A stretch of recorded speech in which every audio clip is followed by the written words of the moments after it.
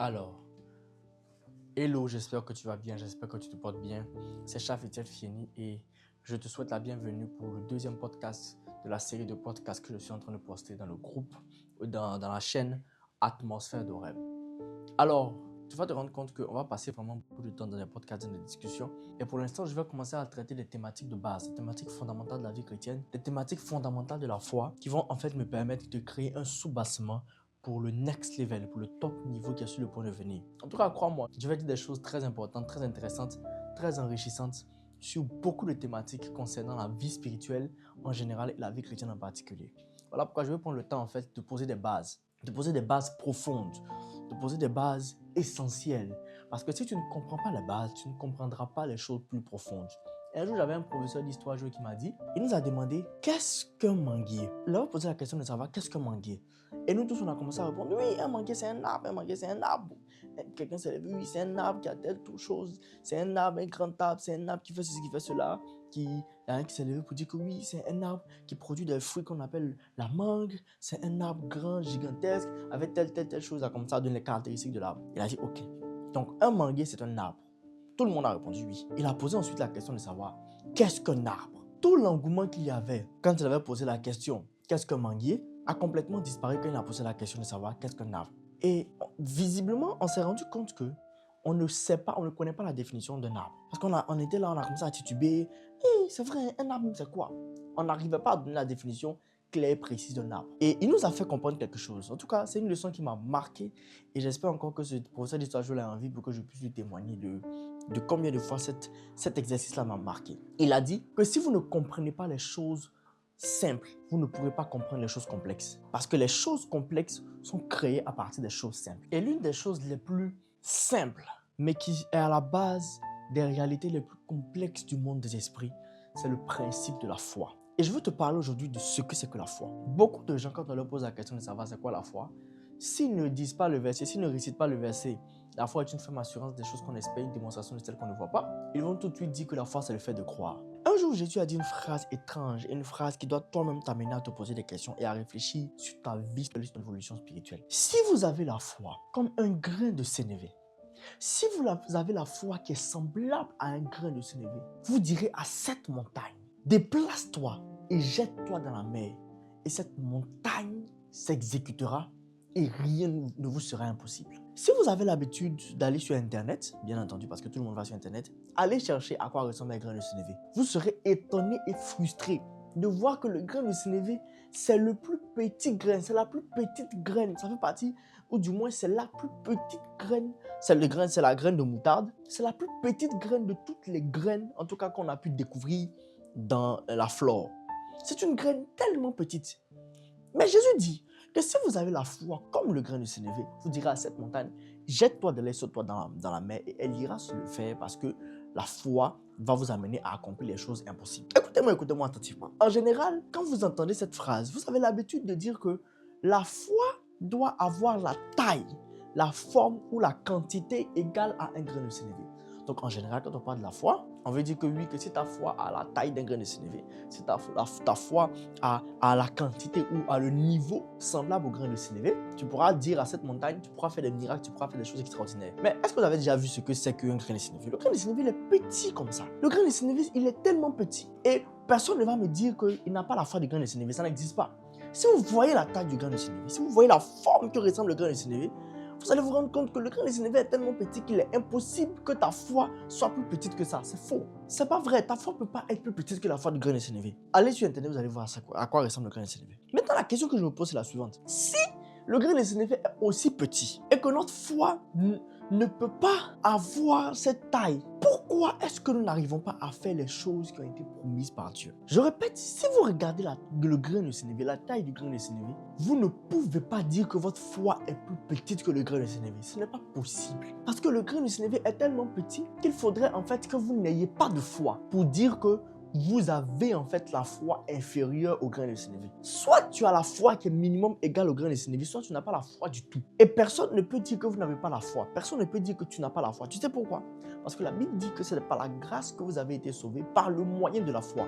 Ça veut dire que c'est parce que tu as manifesté la foi que tu étais sauvé. Écoutez-moi, la plus grande foi au monde, la foi la plus puissante que tu peux manifester, c'est la foi qui t'amène à être sauvé. Parce qu'il y a tellement de gens, vous n'avez pas idée du nombre de milliers de personnes qui ne sont pas sauvées juste parce qu'ils n'arrivent pas à manifester le degré de foi possible pour déclencher leur salut. Si tu as la foi pour être sauvé, si tu as la foi pour croire que tes péchés te sont pardonnés, même quand tu ne vois pas que quelqu'un est en train de pardonner tes péchés, tu as la foi pour faire des choses extraordinaires. La foi pour le salut suffit amplement pour opérer les miracles. Je répète, la foi pour le salut suffit amplement pour opérer les miracles. Parce que si tu crois en quelqu'un que tu ne vois pas et qui pardonne tes péchés, sans même que tu ne le vois poser l'acte de pardonner tes péchés, tu es capable de croire pour faire de plus grandes choses. Alors un jour, je pose la question à l'Esprit de Dieu. Mais comment se fait-il qu'on n'arrive pas à avoir la foi comme le grain de sénévé? Qu'est-ce qui se passe avec cette histoire? Je ne crois pas que quelqu'un n'ait pas la foi comme le grain de sénévé. Parce que le grain de sénévé est trop petit pour ne pas qu'on puisse le dépasser en termes de foi. Et un jour, l'Esprit de Dieu me répond ceci. Il dit, en fait, vous avez mal compris le verset. Le verset ne dit pas d'avoir la foi qui a la taille d'un grain de sénévé. Il ne dit pas de comparer votre foi au niveau du grain de sénévé.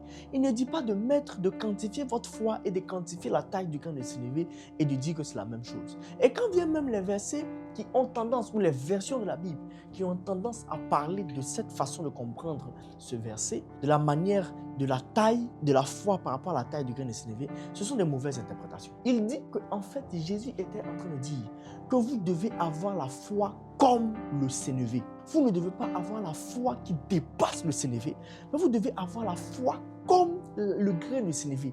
C'est-à-dire que votre foi doit être semblable à la foi du grain de sénévé. C'est là que le problème va commencer.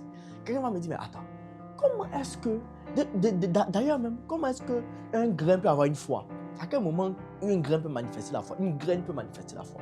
Écoutez-moi attentivement. Et je veux que tu suives très précisément ce que je suis sur le point de dire. Jésus dit qu'un arbre, avant de devenir arbre, va commencer d'abord par devenir graine. Et cette graine, tant qu'elle ne meurt, elle ne peut pas devenir arbre et donner des fruits. Si une graine n'est pas plantée au sol, qu'elle ne meurt pas dans le sol, elle ne peut pas devenir un grand arbre. Qu'est-ce que ça veut dire?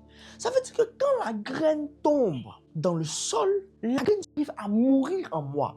Et que j'arrive à mourir, ce qu'il y a en moi va finir par éclore. La graine est fondamentalement informée. La graine est fondamentalement informée que aussi longtemps qu'elle est plantée, qu'elle est semée et qu'elle réussit à mourir, elle finira par devenir un grand arbre. En fait, la foi du grain de sénévé, c'est la voie qui t'amène à poser des actes parce que tu sais ce qui va arriver ensuite. La foi du grain de sénévé, c'est la foi qui t'amène à mourir en toi, qui t'amène à tuer tes passions, à tuer ta chair, à tuer tes désirs qui ne sont pas des désirs qui viennent de Dieu, à tuer tout ce qui t'empêche de te rapprocher de Dieu, à mourir à toi pour finalement obtenir les clés et les grâces et surtout faire en sorte que ce qui est en toi puisse éclore. Écoute-moi très bien. Il est impossible que ce qui est en toi puisse éclore sans que tu ne meures. Impossible. Les choses qui sont en toi ne peuvent pas sortir si ton corps ne meurt pas, si toi tu ne meurs pas. Et quand on parle de mourir, on ne parle pas de oui, que tu vas arrêter de vivre, c'est-à-dire quoi, tu vas aller te suicider ou bien quelqu'un va tirer sur toi, tu es mort. Non, non, non. La mort, en fait, ce n'est pas ça. La mort, c'est plutôt que tu dois arrêter de vivre pour toi.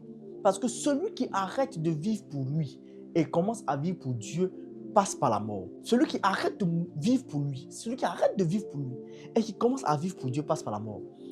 Dès que tu arrêtes de vivre pour toi, tu commences à mourir. Et c'est là la foi. La foi commence par l'acceptation de ton état de mort. La foi commence par l'acceptation de ton état de tuer ta vie, tuer tes rêves, tuer tes passions et embrasser les rêves et les passions de Dieu. Si tu veux commencer à déployer ta foi, si tu veux commencer à faire grandir ta foi, si tu veux commencer à vivre par la foi, la première des choses, c'est que tu dois mourir. La première des choses, c'est que tu dois arrêter de vivre pour toi. Tu dois commencer à vivre pour Dieu. Tu dois commencer à travailler sur toi, travailler sur ton corps, travailler sur ton intelligence, travailler sur ta connaissance, travailler sur ta perception des choses, travailler sur ton identité, afin que ces choses-là puissent ressembler à Christ, puisse être en collaboration, en corrélation avec Christ. Aussi longtemps que tu passeras ton temps à chercher à manifester la foi, à chercher à dire je crois, les choses vont arriver par accident. Et les gens qui vivent les expériences par accident sont les chrétiens qui vivent la vie spirituelle par accident. Les gens qui vivent les expériences par accident sont les chrétiens qui ne prennent pas la décision de payer le prix, de mourir en eux pour que celui qui est en eux puisse commencer à sortir. Celui qui est en toi ne peut pas prendre la place de ton corps. Il faut que ton corps lui soit soumis. Et la seule façon de soumettre quelque chose à un esprit, c'est de quitter son corps et donc de mourir. C'est vraiment très profond et je pense que j'aurai l'opportunité d'entrer dans les détails dans le prochain podcast. Mais je veux que tu comprennes déjà ceci. Tu dois apprendre à mourir. Tu dois apprendre en fait à tuer l'individu de toi qui t'empêche de comprendre les choses profondes de l'esprit. Tu dois apprendre en fait à te dissocier, à te débarrasser de ta vie. La Bible dit, Jésus dit que celui qui veut sauver sa vie va la perdre. Mais celui qui décide de perdre sa vie va la retrouver. C'est un verset très profond, hein, regarde. Jésus dit que celui qui veut sauver sa vie va la perdre. Ça veut dire quoi? Si tu essaies, et c'est ce que beaucoup de chrétiens font. Oui, je lutte contre le péché. Si tu essaies de lutter contre le péché, tu es en train d'essayer de sauver ta vie. Parce que le péché n'est pas bon. Mais tu essaies de lutter contre le péché. Donc ça veut dire quoi? Par exemple, tu prends des restrictions. Je ne dis pas que prendre des restrictions, c'est mauvais. Je ne dis pas que, par exemple, arrêter d'écouter la musique mondaine ou arrêter de faire ceci, cela, arrêter de faire les choses qui te poussaient au péché, c'est mauvais. Non, c'est pas mauvais. C'est une bonne chose, d'ailleurs, c'est une très bonne chose. Mais en plus de ça, tu dois apprendre à perdre ta vie. Si tu ne perds pas ta vie, tu ne vas pas la retrouver. Parce que si tu veux la sauver seulement en essayant de faire ce qui est bien, ou pardon, si tu veux la sauver en essayant juste d'arrêter de faire ce qui est mal, tu es en train d'essayer de sauver ta vie. Et dans ces cas de figure, tu vas la perdre. Par contre, si tu apprends à perdre ta vie, si tu apprends à perdre ton temps dans la présence de Dieu, si tu apprends à perdre ton temps dans la lecture de la parole, pendant que tes amis sont en train de faire 4 heures de bourse, toi tu fais 2 heures, 1h30 de bourse et 2h30 de prière. Si tu apprends à perdre ta vie, si tu apprends à perdre ta jeunesse, si tu apprends à perdre ta vie et ta jeunesse, si tu apprends à perdre ton sommeil pour la raison de Dieu, pour l'amour de Dieu, c'est ce que Jésus dit. Si tu perds ta vie, à cause de moi, tu la retrouveras. Si tu apprends à perdre ta vie, tu vas la retrouver. Mais tu vas la retrouver d'une manière spectaculaire parce que la foi va se déployer en toi. Je termine en donnant la définition de la foi. La foi, c'est la substance de ton être et de ton esprit qui dort. C'est la substance de toi qui dort et qui attend que tu meurs pour prendre vie. J'espère que ce podcast t'a béni et j'espère que les choses que je suis en train de dire entrent dans ton esprit. Dans le prochain podcast, je vais mieux expliquer ces notions et je vais entrer en profondeur de ce que je veux dire. Parce que je ne veux pas faire 20 minutes, 50 minutes. Même si voilà, c'est un mini-podcast, ce n'est pas un podcast fondamental, c'est un mini-podcast. Donc je vais prendre le temps d'entrer en profondeur de ce que je suis sur le point de dire. Le prochain mini-podcast. Sois béni là où tu es et la main de Dieu continue de marcher dans ta vie. On se dit à la prochaine.